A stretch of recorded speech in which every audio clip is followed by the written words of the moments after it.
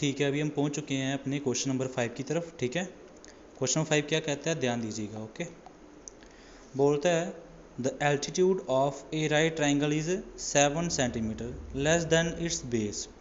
मान लीजिए जो एल्टीट्यूड है ना राइट ट्राइंगल का, वो 7 कम है किससे, बेस से। ओके, तो हाइपोटेनस उसका दिया था 13 सेंटीमीटर। तो बताओ जो दो साइडें होंगी वो कौन सी होंगी, उसका क्या मतलब कि क्या नंबर आएगा उसका। ठीक है, तो यहाँ पे तो 13 दिया था, यहाँ पे 7 दिया था। बेस को पता ही नहीं मुझे, तो मैं पहले बेस ही मान लूँ मैं पहले, है ना। पहले बेस मान लेते हैं। देखो क्वेश्चन नंबर आ गया आपके पास 5 आ गया। ठीक है, ओके, अब मैं ट्राइंगल यहाँ पे बना लेता हूँ आपके लिए। पहले देखिए ये ट्राइंगल बना लेते हैं यहाँ पे इस तरह से। तो आपको क्या बोला, क्या गया हुआ है, बोलता है कि जो ये ट्राइंगल है ना, इसका जो बेस है ये वाला, ये होता है बेस, ये होता है परपेंडिकुलर और ये होता है हाइपोटेनस। ठीक है, बोला गया था कि भाई जो इसका जो बेस है ना वो पता ही नहीं है पहले, लेकिन इतना पता है कि जो परपेंडिकुलर है मीनिंग हाइट, जिसको एल्टीट्यूड बोलते हैं ना, एल्टीट्यूड का मीनिंग क्या होता है, हाइट होता है। ठीक है, तो क्या चक्कर है, जो हाइट है ना इसकी हाइट, वो 7 कम है किससे, बेस से। अरे बात समझ रहे हो कि नहीं, है ना। अगर 7 कम है बेस से, तो बेस मुझे पता ही नहीं पहले। बेस मान लो अगर मैं x, तो ये 7 कम होगी, मीनिंग ये क्या होगा, x में से क्या माइनस कर देंगे, 7 को माइनस कर देंगे। ठीक है, बात का आया, समझ आया कि नहीं, है ना। देखो ना, बेस आ गया x, तो एल्टीट्यूड कितना हो जाएगा, वो हो जाएगा 7 कम था तो x माइनस 7 कर दिया। ठीक है, बात का। अब हाइपोटेनस दिया है 13, तो जो दिया है उसको लिख देते हैं, यहाँ पे आ जाएगा 13 सेंटीमीटर आ जाएगा। अब जैसे इस क्वेश्चन की डायग्राम रेडी हो जाती है, सॉल्व करना स्टार्ट कर देते हैं। मान लीजिए let the base of triangle, वो मान लो x है, वो क्या मान लो x है। आपको क्या पता, x मान लेते हैं ना, तो मैंने x मान लिया, x सेंटीमीटर है, तो भाई उसका जो है ना एल्टीट्यूड मीनिंग हाइट, एल्टीट्यूड कितना होगा, एल्टीट्यूड पता कितना होगा, उसने बोला था 7 कम है, तो एल्टीट्यूड कितना होगा, एल्टीट्यूड विल बी, वो हो जाएगा, ऐसा लिख लो, एल्टीट्यूड कितना हो जाएगा, ऐसा लिखो, altitude is equal to x minus 7 centimetre हो जाएगा। कोई दिक्कत नहीं, यहाँ तक भाई समझ गए बात का। और हाइपोटेनस तो दिया हो के पास है, बात का कि नहीं, हाइपोटेनस दिया हुआ है तो उसको लिख देते हैं जो दिया हुआ है। हाइपोटेनस कितना दिया था भाई, ये दिया था 13 सेंटीमीटर बच्चे। ठीक है, 13 यहाँ पे सेंटीमीटर। ओके, तो 13 सेंटीमीटर यहाँ पे लिख दीजिए, समझ गए बात का। अब आप लोग यहाँ पे अगर ध्यान से देखो तो ये राइट ट्राइंगल है ना, तो पीजीटी अप्लाई कर सकते हैं। तो बाय पीजीटी मैं यहाँ पे लिखता हूँ, by applying PGT meaning Pythagoras theorem. वो क्या कहती थी बच्चों, वो कहती थी कि जो ये हाइपोटेनस का स्क्वायर होता है बराबर होता है किसके, बेस स्क्वायर प्लस परपेंडिकुलर के स्क्वायर के। अब हाइपोटेनस तो 13 है, तो 13 लिख दीजिए, 13 का स्क्वायर आ जाएगा, और बेस x है तो x लिख दीजिए, x का स्क्वायर हो जाएगा। परपेंडिकुलर कितना है, x माइनस 7 है, तो क्या आ जाएगा, x माइनस 7 का स्क्वायर लिख दीजिए। अब इसको सॉल्व कीजिए, बस 13 का स्क्वायर हो जाएगा 169, x का स्क्वायर x स्क्वायर हो जाएगा। अब यहाँ पे देखो x माइनस 7 है, मीनिंग a माइनस बी की आइडेंटिटी लगी हुई है। आप लोग तो जानते ही हो ना, a square plus b square minus क्या होती है 2ab, क्या होता है माइनस 2ab होता है। तो लिख दीजिए यहाँ पे क्या आएगा, पहले a का स्क्वायर कितना है, x है ना, यहाँ पे क्या लिखेंगे, a का स्क्वायर मीनिंग x का स्क्वायर प्लस b कितना है 7 का स्क्वायर माइनस 2 मल्टीप्लाई a कितना है x और b कितना है, b है 7। ठीक है भाई, यहाँ तक क्लियर है ना भाई।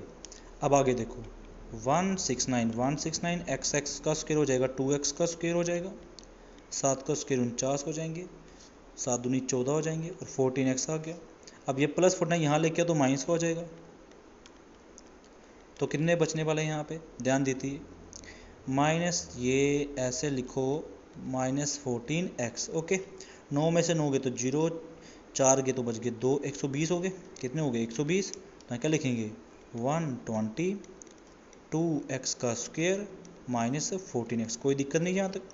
अब यहाँ पे 2 दिख रहा है आपको, 2 कॉमन ले सकते हो बाहर, कैसे ले सकते हो कॉमन बाहर, पता आपको, ये देखो जैसे 2 को बाहर लिखोगे इधर क्या बचेगा, x का स्क्वायर माइनस यहाँ क्या होएगा, यहाँ पे 7 ही हो जाएगा क्या, देखो ना 2 सत्ते 14 होते हैं। ठीक है बात का, चलिए अब ये 2 नीचे डिवाइड कर दीजिए, तो 120/2 ये हो जाएगा x² माइनस 7x।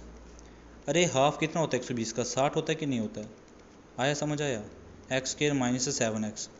अब ये 6 इधर लेके आओ तो किसको, इसको इधर लेके आओ तो किसको हो जाएगा? प्लस की टर्म इधर जाएगी तो किसको, माइनस की, तो इधर बच गया 0।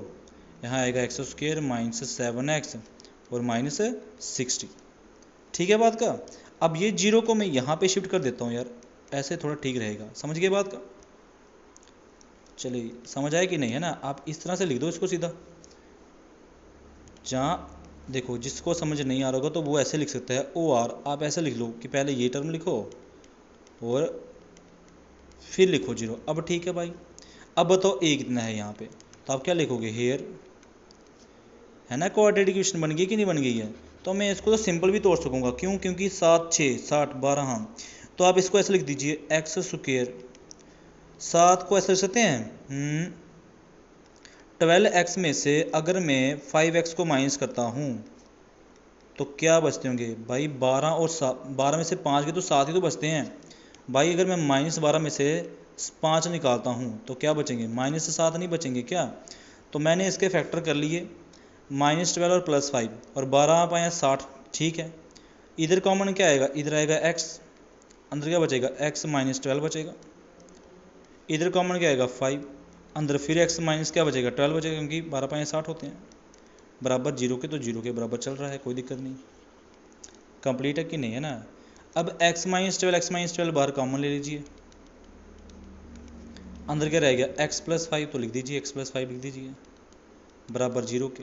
अब आप लिखोगे आइदर, जहाँ तो आप बोलो कि x - 12 बराबर होगा 0 के, जहाँ तो x + 5 बराबर होगा 0 के। अब ये -12 इधर जाएगा तो किसको हो जाएगा? +12, और जिधर जाएगा तो किसको हो जाएगा? -5। अगर आप ध्यान से देखो तो x की वैल्यू आपको 2 मिली हुई है, एक मिली +12, एक मिली -5। आपको पता है ना x कभी नेगेटिव नहीं होगा।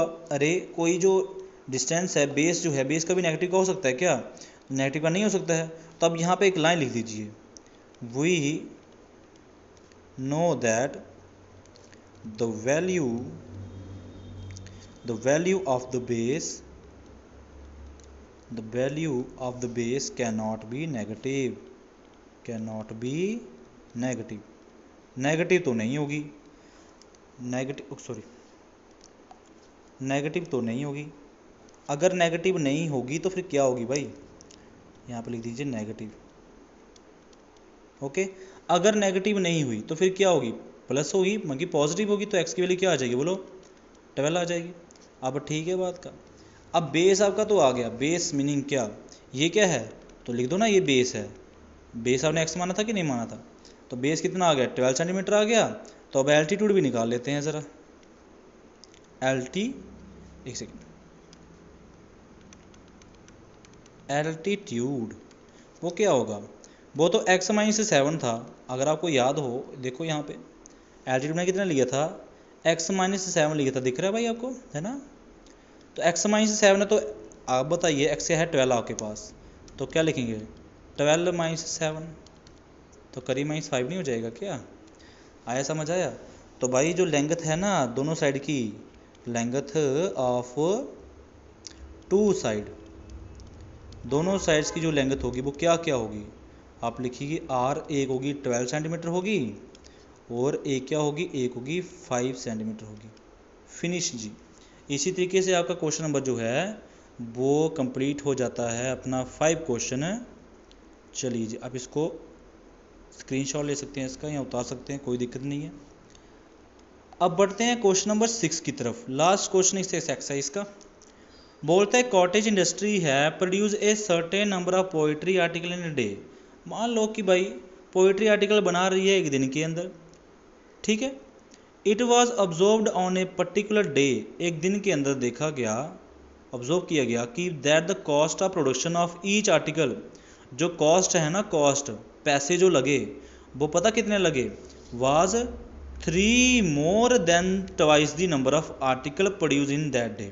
मीनिंग ट्वाइस तो करना है आर्टिकल, अगर उस दिन जो प्रोड्यूस हुए थे, मान लो उस दिन आर्टिकल कितने प्रोड्यूस हुए थे? x हुए थे, तो उसके दुगने में आपने 3 जोड़ देने हैं, ठीक है।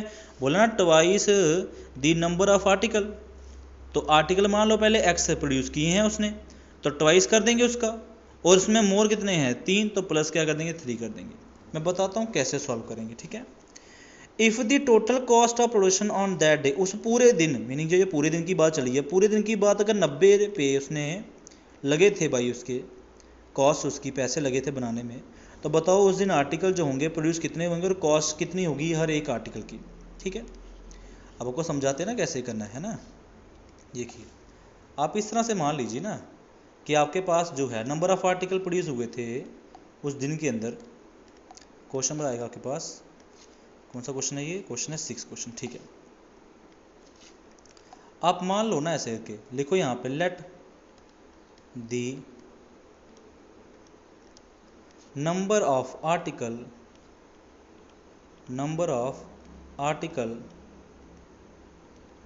produced on that day, मान लो उस दिन कितने हुए थे, बी एक्स मान लेते हैं, है ना, एक्स हुए होंगे, मुझे नहीं पता कितने, मैंने मान लिया एक्स हुए हैं, ठीक है। तो भाई उसकी जो टोटल कॉस्ट थी ना वो तो 90 थी, बट टोटल कॉस्ट से पहले मुझे बताओ उस दिन कॉस्ट पैसे लगे कितने थे। उसने ये बोला था the cost of each article, हर एक आर्टिकल का जो था विल बी, वो लगे थे भाई, कितने लगे थे, उसने बोला था twice the number of article, पहले ट्वाइस कीजिए, मीनिंग 2 को x से गुना कीजिए, प्लस 3 ज़्यादा लगे थे, वाज 3 मोर देन, है ना, तो 3 ज़्यादा लगे तो यहाँ पे प्लस क्या कर देंगे 3 कर देंगे, ठीक है। जो हर एक आर्टिकल की कॉस्ट होगी वो ट्वाइस x तो होगी, प्लस 3 भी करने पड़ेंगे आपको, ठीक है। तो मुझे बताओ टोटल कॉस्ट कैसे निकालते हैं। देखो आपको मैं पूछता हूँ, मानो ये एप्पल है, ठीक है, ऐसे मान लेते हैं आपने एप्पल खरीदे हैं, कम से कम 5 एप्पल खरीदे हैं, आर्टिकल मान लो 5 है, मीनिंग एप्पल 5 है आपके पास, एप्पल 5 है, हर एक एप्पल की जो प्राइस है ना, प्राइस मान लो कितना है 10 रुपया है, एक एप्पल 10 रुपये का है और 5 एप्पल आपने खरीदे, तो टोटल कॉस्ट, टोटल पैसे कितने देने पड़ेंगे भाई। आप लिखोगे ना कि 5 खरीदे मैंने 10 रुपये के, तो मुझे 50 रुपये देने पड़ेंगे। अरे देने पड़ेंगे कि नहीं देने पड़ेंगे भाई। टोटल कॉस्ट कैसे आएगी कि नंबर ऑफ आर्टिकल कितने हैं, वो तो 5 थे, और पूरी कॉस्ट पैसे देने कितने हैं एक के, वो तो 10 रुपये देने हैं, तो टोटल कितना हो जाएगा, टोटल हो जाएगा 50 हो जाएगा। इसी तरीके से मुझे यहाँ पे ये बात चलानी है भाई, ठीक है, बात का मुझे इसी तरीके से यहाँ पे ये बात को चलाना है। अब खुद देखो ये कैसे चलेगा। यहाँ पे देखिए आप यहाँ पे बोलो कि जो टोटल कॉस्ट है ना, टोटल, एक सेकेंड, जो टोटल कॉस्ट है ना, टोटल कॉस्ट वो भी दे के रखिए ना आपको। टोटल कॉस्ट कैसे निकलेगी भाई, टोटल कॉस्ट ऑफ प्रोडक्शन कैसे आएगी। आप तो क्या करोगे, पहले आर्टिकल लिखोगे कि भाई उस दिन आर्टिकल कितने थे, है ना, तो मैं वहाँ पे लिखूँगा कि टोटल नंबर ऑफ आर्टिकल कितने थे, टोटल नंबर ऑफ आर्टिकल कितने थे, मल्टीप्लाई कर देंगे हर एक का प्राइस कितना था। यहाँ पे लिखा था ना 2x + 3 लिखा था कि नहीं, है ना, तो यहाँ पे क्या लिखेंगे हर एक आर्टिकल, मतलब कि cost of each article, cost of each article कितना होगा। तो टोटल कॉस्ट तो दे के रखी है 90, कितनी दे के रखी है 90 रुपीज़ दे के रखी दी है ना। यहाँ पे क्या लिखा था, टोटल कॉस्ट प्रोडक्शन 90 हुआ उस दिन, तो 90 लिख दिया, मल्टीप्लाई नहीं इजिकल टू आएगा। यहाँ पे टोटल नंबर कितने थे, आपने तो एक्स माने तो एक्स लिख दीजिए यहाँ पे, कोई दिक्कत नहीं। और कॉस्ट कितनी थी, कॉस्ट लगी थी उस दिन लगी थी 2x + 3, ज़्यादा लगी थी, है ना। बस इसको सॉल्व कीजिए बच्चे, 2x का स्क्वायर हो जाएगा, साथ में 3x हो जाएगा, इस 90 को यहाँ लेके तो किसका हो जाएगा माइनस का, तो 2x का स्क्वायर + 3x - 90, ठीक है बात का। अब ये पता होगा, जीरो इधर नहीं इधर लिख देते हैं, समझ गए होंगे बात का। अब यहाँ पे 180, ठीक है, चलो इस तरह से कर लेते हैं, फैक्टर ऐसे नहीं ऐसे कर लेते हैं। बताओ a कितना है, a है 2, अच्छा b कितना है, b है 3, और c कितना है, c है -90। क्लियर बात का, यहाँ तक समझे बात, है ना, ठीक है। तो भाई आप निकालोगे x निकालने का फॉर्मूला क्या होता था, -b ± b का स्क्वायर -4ac, और बट्टे में क्या आएगा 2 आएगा, ओके। माइनस बी कितना है, बी तो 3 है, 3 लिख दिया, प्लस माइनस रूट बी का स्क्वायर, बी कितना है 3, तो 3 का स्क्वायर क्या होगा 9 हो जाएगा, लिख दें यहाँ पे 3 का स्क्वायर कर देते हैं, 3 का स्क्वायर 9 हो जाएगा, माइनस 4 इंटू ए कितना है 2 और सी है -90। डिवाइड में क्या आने वाला है भाई, डिवाइड में आने वाला 2a कितना है, a है 2, क्लियर बात यहाँ तक, -3 प्लस माइनस रूट 9 तो 9 ही रहेगा, माइनस माइनस हो जाएगा प्लस हो जाएगा, 4 दूनी 8, 8 9 72, तो 7 2 आगे 0 हो जाएंगे, डिवाइड में क्या आएगा 2 दूनी 4 आ जाएंगे, क्लियर बात यहाँ तक समझ रहे हो। उसके बाद -3 प्लस माइनस रूट 9 और प्लस 720, तो 729 हो गए, डिवाइड में क्या आएगा 4 आएगा, इसका रूट करोगे तो आपके पास 27 आएगा, तो प्लस माइनस 27 आ गया इसका रूट, डिवाइड में 4। अब आप लिखिए आइदर x जो होगा, एक तो पॉजिटिव वैल्यू लिखना, एक तो लिखना पॉजिटिव वैल्यू लिखना और एक लिखना नेगेटिव वैल्यू लिखना, ठीक है भाई, एक प्लस वाली वैल्यू लिख दी, एक नेगेटिव वाली वैल्यू लिख दी। अब क्या होगा, 27 में से 3 जाएंगे तो बच जाएंगे 24 बट्टे में 4, और यहाँ पे हो जाएगा -30 बट्टे में 4, 4 6 24, तो x कितना आ जाएगा, x आ जाएगा 6 आ जाएगा, x कितना आ गया 6, और ये नेगेटिव का है तो पता होगा ये इसको रिजेक्ट कर देंगे, जी आपको नहीं चाहिए, तो x 6 आ गया, तो देयरफॉर टोटल नंबर ऑफ, ऐसे लिखिए total number of article produced